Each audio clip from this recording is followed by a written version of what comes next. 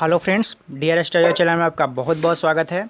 आज हम आपके लिए लेकर जो आए हैं वो है अप्रेंटिस एग्ज़ाम की तैयारी, जो कि अभी AIT 110 जो एग्ज़ाम अभी होने वाला है और 111, ठीक है। ट्रेड जो इसमें है आप लोग को इलेक्ट्रॉनिक्स मैकेनिक्स रहने वाली है, जो कि ITI DGT का जो सिलेबस है उस आधार पे आप लोग को मिलने वाला है। तो इसमें आपको मोस्ट इंपॉर्टेंट क्वेश्चन मिलेगा, जिसमें जो है सिलेबस जो है CRO, cable, timer IC, oscilloscope, safety और फ्यूज, इसके बारे में आप लोग को बताया जाएगा। ये जो है पार्ट 2 का सेक्शन चल रहा है, ठीक है। जो भी कैंडिडेट नए हैं इस चैनल को सब्सक्राइब जरूर कर लीजिएगा, क्योंकि ITI कैंपस, जॉब प्लेसमेंट सारे वीडियो इस पर आप लोग को प्रोवाइड होते रहेंगे, ठीक है। तो चलिए वीडियो को स्टार्ट करते हैं देर न करते हुए। तो चलिए यहाँ पे वीडियो स्टार्ट हो चुकी है। तो चलिए सबसे पहला क्वेश्चन आता है कि इनमें से कौन सी युक्ति अति विद्युत धारा सुरक्षा युक्ति नहीं कहलाते। देखिए, रिले जो है वो सेफ्टी डिवाइस है, कॉन्टेक्टर सेफ्टी डिवाइस है, फ्यूज एक सेफ्टी डिवाइस है, लेकिन स्विच जो है एक सेफ्टी डिवाइस नहीं है, ठीक है। तो ये इसमें जो है सुरक्षा युक्ति नहीं है, तो स्विच हो जाएगा, ठीक है। जो भी कैंडिडेट नहीं है चैनल को सब्सक्राइब जरूर करते चलिएगा।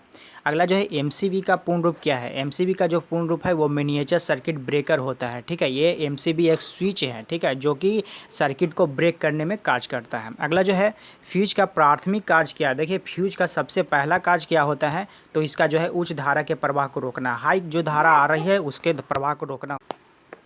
तो फ्यूज का जो कार्य है वो है उच्च धारा के प्रवाह को रोकना है, ठीक है। अगला क्वेश्चन की तरफ हम लोग बढ़ते हैं। तो फ्यूज का जो निर्माण है प्रयुक्त पदार्थ किस तरह से होता है। देखिए, इसमें जो है प्रयुक्त पदार्थ जो है निम्न गलनांक होना चाहिए और निम्न विशिष्ट प्रतिरोध होनी चाहिए। जो भी कैंडिडेट नहीं है चैनल को सब्सक्राइब जरूर करते चलेगा। फ्यूज जो है धारा के खाली स्थान प्रभाव के प्रचलित होता है। देखिए, धारा के ऊष्मीय प्रभाव पे प्रचलित होता है। फ्यूज जो है जब भी धारा है उसी के प्रभाव पे प्रचलित होता है। फ्यूज के सदैव संयोजित किया जाता है। फ्यूज को जो है वो हमेशा जीवित लाइव श्रेणी के और तार के श्रेणी क्रम में जोड़ा जाता है, कभी भी समांतर क्रम में जोड़ा नहीं जाता है फ्यूज को, ठीक है। अगला जो क्वेश्चन आता है वो जो है HRC एक प्रकार का क्या। देखिए, HRC एक प्रकार का फ्यूज है। इसका जो है बहुत तरह के HRC आते हैं, जिसमें जो है इस तरह के भी होते हैं, और इसमें जो है एक स्विच होता है जिसमें एक समझिए कि एक बल्ब होता है छोटी सी, जिसमें हरा प्रकाश, ब्लू प्रकाश और जो है ब्लैक प्रकाश, 3-4 प्रकार के होते हैं, और ये जो है इंडिकेट करता है हर अलग अलग चीज़ों में, ठीक है। तो HRC एक प्रकार का फ्यूज है। HRC का अर्थ क्या होता है और HRC का पूरा रूम क्या है, तो हाई रिपीटिंग कैपेसिटी फ्यूज होता है। तो इसको नोट कीजिएगा। आप लोग जितने भी कैंडिडेट हैं सारे को, जितने भी लोड किए जा रहे हैं सबको एक डायरी, अच्छी डायरी में आप लोग को नोट करते जाना है, ठीक है। तो ये इंपॉर्टेंट क्वेश्चन है। अगला जो है MCB जो आता है, MCB का पूर्ण रूप है मिनिएचर सर्किट ब्रेकर। देखिए, इलेक्ट्रॉनिक्स मैकेनिक्स ये ऐसा ट्रेड है जिसमें जो है फुल फॉर्म सबसे ज़्यादा क्वेश्चन पूछे जाते हैं। कम से कम एक ही एग्जाम में 5-6 क्वेश्चन तो दम पूछे ही जाते हैं। तो ये बहुत ही मोस्ट इंपॉर्टेंट क्वेश्चन होने वाली है आप लोग के लिए। अगला जो है इलेक्ट्रॉनिक्स केबल की मोटाई उसके गेज की संख्या पर क्या होती है। देखिए, इलेक्ट्रॉनिक्स जो गेज है ये मोटाई जो होती है वो गेज के व्युत्क्रमानुपाती है। जो भी केबल है ये मोटे से होती, इस तरह की होती है, तो ये जो है इसके व्युत्क्रमानुपाती होते हैं, ठीक है। ये नहीं कि ये जितना मोटा है उतना ही मोटा इसका केबल रहेगा या फिर वायर रहेगा अंदर का, तो ऐसा नहीं होता है। अगला जो है फ्लेक्सिबल फ्लैट केबल की चालक की आकृति क्या होती है। देखिए, फ्लेक्सिबल फ्लैट केबल है तो इसमें जो है आयताकार तार होते हैं। देखिए, हर प्रकार का केबल मिलेगा आप लोग को, कुछ लोग त्रिभुजाकार तरह का होगा, कुछ लोग बेलनाकार होगा, कुछ लोग वृत्ताकार होगा, इस तरह का भी होता है। तो हर प्रकार का आप लोग को मिलेगा। तो फ्लेक्सिबल फ्लैट जो केबल होता है आयताकार होता है। अगर जो क्वेश्चन की तरफ आते हैं कि केबल के संदर्भ में STP का अर्थ क्या होता है। देखिए, STP का जो अर्थ होता है वो स्क्रीन ट्विस्टेड पेयर होता है। केबल में STP स्क्रीन ट्विस्टेड पेयर। अगला जो क्वेश्चन है ये मोस्ट इंपॉर्टेंट क्वेश्चन है कि HDMI का पूर्ण रूप क्या है। देखिए, हाई डेफिनेशन मल्टीमीडिया इंटरफेस होता है इसका पूरा रूप। और इसमें जो है अगला जो क्वेश्चन है हाई डेफिनेशन मल्टीमीडिया इंटरफेस, ये जो है दिल्ली मेट्रो एग्जाम में इसी बार में 2020 में इसमें क्वेश्चन पूछा गया है, ठीक है। अगला जो क्वेश्चन है DVI समांतर है। तो DVI जो है वो इसका जो है पूर्ण रूप है वीडियो डिस्प्ले इंटरफेस। आप लोग का ऐसा देखा जाएगा कि डिजिटल वीडियो इंटरफेस होना, लेकिन ऐसा नहीं होने वाला है, ठीक है। तो इसका जो फुल फॉर्म है वीडियो डिस्प्ले इंटरफेस होता है, नोट करते जाइएगा। एक्सेलर जो है कंडक्टर का प्रयोग किया जाता है। एक्सेलर को जो कंडक्टर का प्रयोग किया जाता है ये लाइटिंग को कंट्रोल करने के लिए। देखिए, एक सर्किट होता है जिसमें बहुत सारे बल्ब लगे होते हैं और इसमें जो है कंडक्टर लगा होता है, जो एक्सेलर कंडक्टर है, और ये जो है लाइटिंग को कंट्रोल करता है, ठीक है।